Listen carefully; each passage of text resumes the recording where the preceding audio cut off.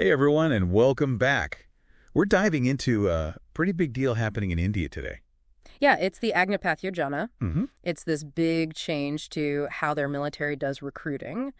And we're going to break down what it means, not just for, the armed forces there, but for all of Indian society, hmm the economy, all that. Great. We've got a bunch of cool sources to work with too. We've got government reports, we've got proposed bills. Oh, and we even get a little sneak peek into what the Indian Air Force is doing with this whole thing. So by the end of this, you'll totally get why Agnipath is causing such a stir. Like a bold move, that's for sure. And like with any big change, you're going to have some strong opinions on every side. Yeah, definitely. It's fascinating though, really, how they're trying to balance, wanting a modern tech-savvy military hmm with India's huge population Yeah. and all the commitments they've already made to their career soldiers. Okay, so let's start with the basics. What is Agnipath? I've seen the headlines, but I need that, explainer breakdown. Okay, think of it like this. A short-term contract, but for joining the military. This government document we have from July 2022, it lays it all out. Okay. Young people in India between 17 and a half and 21 years old. They can sign up for 4 years of service in the armed forces. They get a special rank, it's called Agniveer.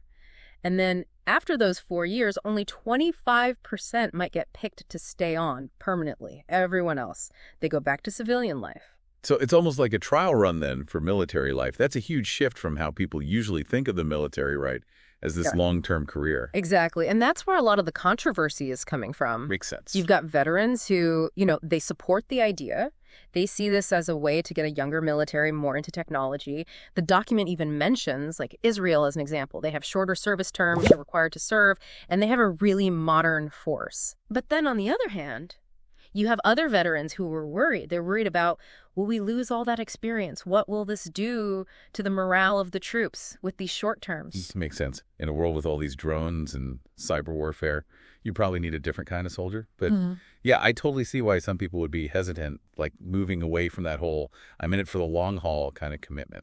And there's this other big thing, India's defense pension system. Oh, yeah. It costs a ton. So by making these service terms shorter, their hope is that it frees up money they can use for other stuff, like better equipment, upgrading technology, things like that.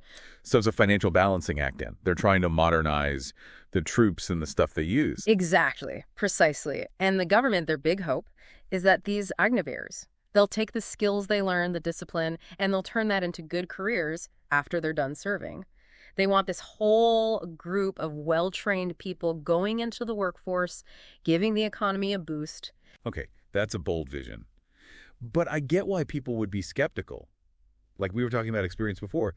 Is 4 years even enough to learn those really complex military skills? That's a big worry, definitely, one of the biggest. Another huge concern, and a lot of the analyses we're looking at point this out, there's no pension for Agniveers. Oh, wow. That's a huge change. Traditionally, a pension was the thing. That was a big part of why people joined the military. Right, yeah, that makes sense. Yeah. It represented security, stability after all those years of service. Yeah. So it makes sense that people would be concerned. What happens to these young people after they leave? Especially because, the government's track record with getting veterans jobs, it's not great. This document actually shows, the data's right there. Even veterans who've been in for a while, they struggle to find work. So just promising these Agniveers jobs later on, that might not be enough, You've hit on a really crucial point. The government is trying to address these worries, though. Okay, how so? They've put out a lot of details about the money Agniveers will get. They break down the monthly pay. They talk about this Save a Needy fund that's like a lump sum when you're done. And there's compensation if you get hurt or, worse. It sounds like they're trying to sweeten the deal, but I bet it's a lot for people to just take in. Listening to us list it all off. You're right. We've got to look beyond just the numbers, right? What are the big implications here? Is this enough money to convince young people to sign up? Does it really balance out the risks they're taking? Going into this short-term military thing with no guarantee of a job later. It's like making any big life decision, isn't it? Like changing careers, making a huge investment. Exactly. You've got to weigh the good stuff against the bad stuff. But here, the stakes are way higher because you could be put in danger. Definitely. It's a complex decision. There's no easy answer. And it's made even more complex because the rules are still changing. I know, right? There's this bill. It's going through Parliament right now. They want to change some parts of the original Agnipath plan. It's probably because of all the debate and the worries that have come up. This bill highlights some of the key points that are causing friction around Agnipath. For instance, it proposes raising the age limit for Agniveers to 23, up from the initial 21. Sounds like they're trying to broaden the appeal a little. Maybe get people who've already, had a job for a bit or started college. It's almost like they're saying, hey, it's not too late. Try the military out for a few years. Right. And there's this other significant change. This bill would make it mandatory. Agniveers have to get at least 50 lakhs. It's roughly $61,000 after they finish their service. Wow. Oh, and they get a skills certificate too. Okay. This is huge because it directly addresses those worries about financial security Yeah. after you leave the military. That is a big deal. It's like a built-in safety net, giving them some breathing room to figure out what's next. Do you think that'll be enough to convince people who are still on the fence about Agnipath? Hard to say, really. But it shows that the government is taking those concerns seriously, right? They're trying to make the program more attractive. They're also working really hard to create a bunch of opportunities for these Agniveers once they're done serving. This document we have from July 2022, it mentions different ministries promising jobs. State governments are offering roles in things like the police, disaster relief. Even big companies like Mahindra and Tata, they've said they're interested in hiring Agniveers. Okay, so it sounds like they're pulling out all the stops to make this work. But, I got to ask, are these real plans?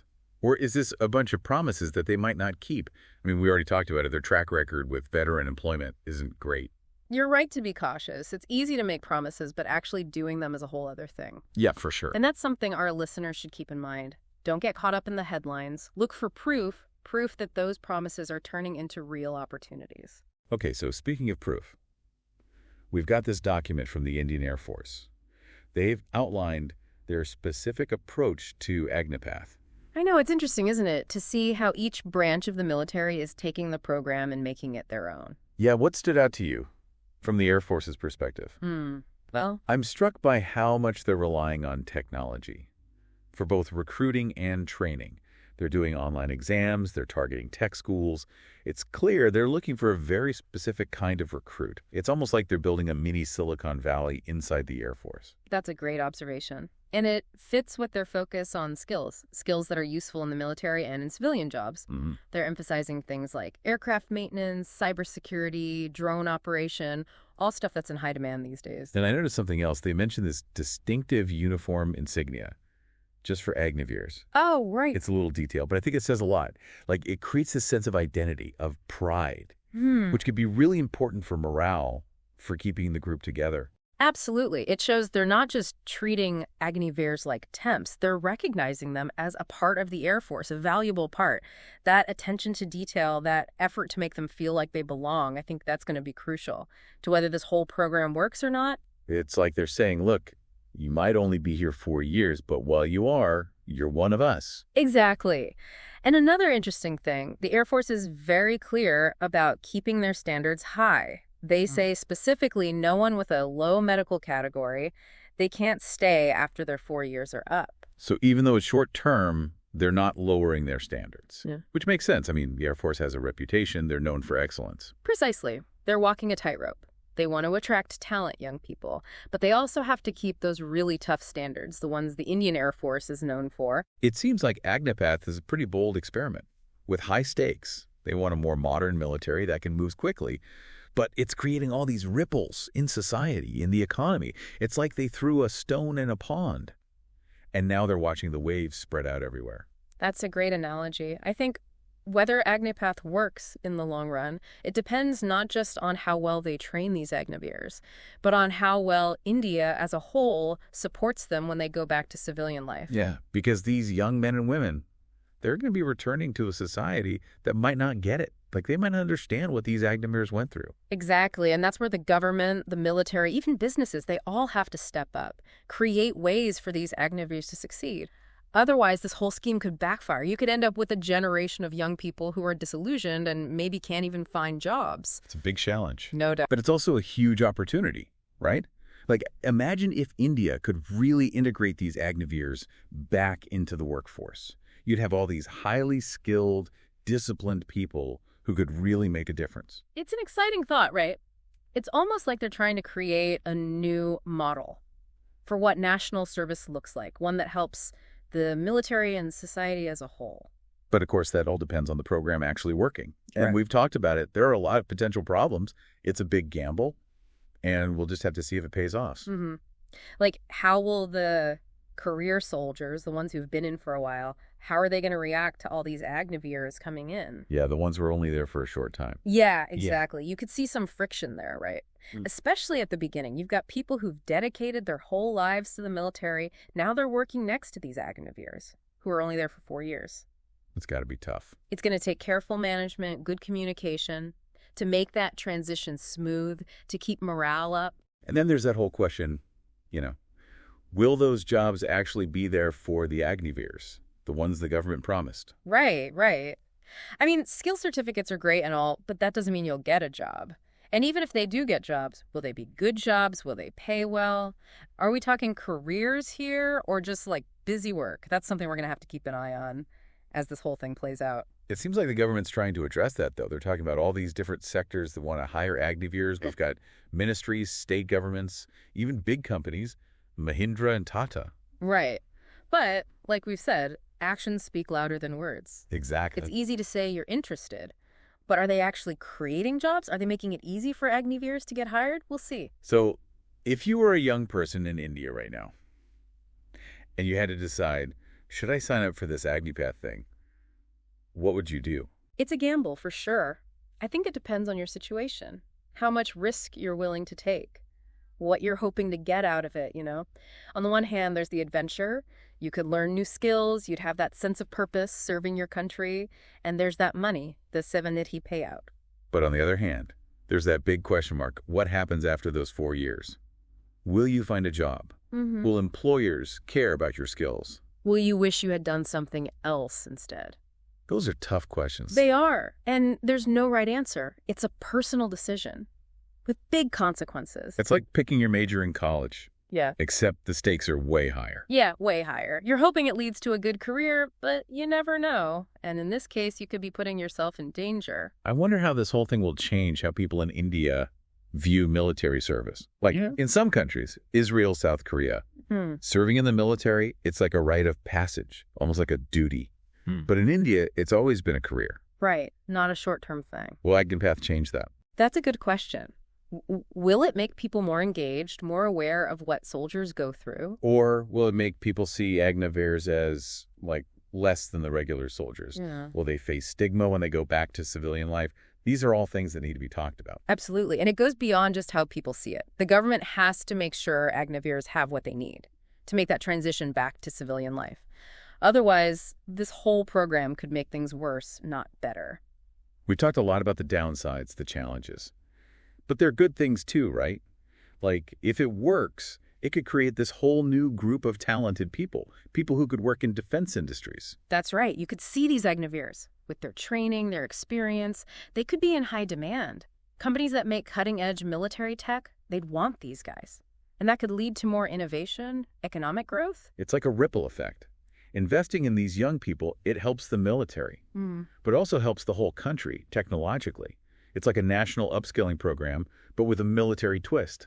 That's a great way to put it. It's all connected. Agnipath could be more than just a military thing. It could change society, change the economy. But that all depends on it working. And like we've said, there are a lot of ways it could go wrong. It's a big gamble, and only time will tell if it pays off. Yeah. It makes you think, how does Agnipath fit into everything else that's going on in the world? It's true. It's not happening in a vacuum or anything. We're living in a crazy time. Like, tensions between countries, the economy's all over the place, climate change. Right. It feels like the world is changing every day. Exactly, and all that change. It makes having a strong military, one that can adapt, even more important. But it also means the stakes are higher for something like Agnipath, like if it doesn't work, if it causes more problems. The consequences could be huge for India, for their place in the world. It makes you realize this isn't just some random policy decision. Yeah. It's all connected to these bigger things, this stuff shaping the world.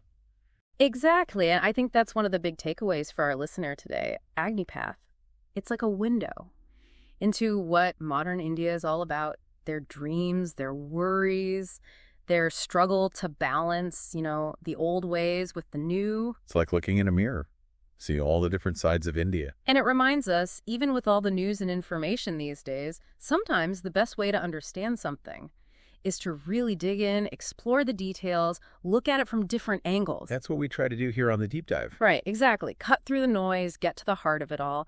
And part of that is asking the hard questions, even if there aren't easy answers. Sure. So let me ask you, thinking about everything we've talked about, if you were a young person in India facing that decision, Agniveer or not, what would you do? Wow, that's a tough one. It really makes you think, what would I do if I were them? What would matter most to you? How would you balance the good and the bad? Would the adventure, the chance to learn new skills, would that be enough? Even with all the uncertainty about what comes after? I bet those conversations are happening all over India right now.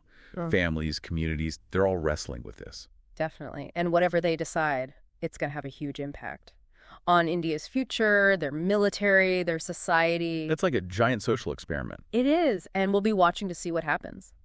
The success or failure of Agnipath, it matters. Not just for India, but maybe for other countries too.